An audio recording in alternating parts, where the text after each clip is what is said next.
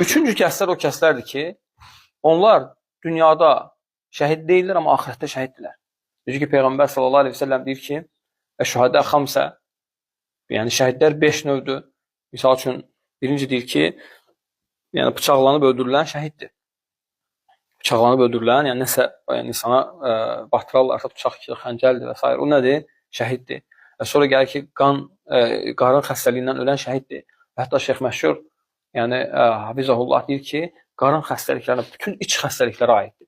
Yəni koronadan ölürsə şəhiddir, ürək xəstəliyindən ölürsə şəhiddir, bağırsaqdan ölürsə şəhiddir, qaraciyərdən ölürsə şəhiddir, qarın ağrısından ölürsə şəhiddir, hamısından şəhiddir. Yəni o batın içəri hamısı onu əhatə edir.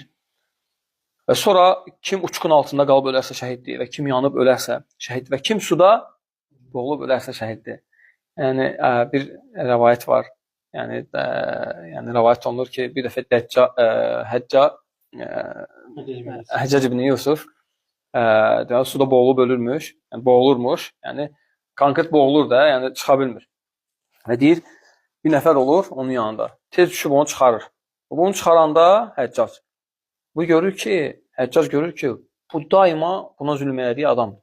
Yəni Həccac buna daima zülm eləyib, amma bu onu çıxarır oradan, yəni qoymur ki, boğulsun. Deyir, subhanallah, mən sənə o qədər zülm eləmişəm, sən mənə niyə çıxarırsan? Deyir ki, istəmirəm ki, şəhid kimi öləsən.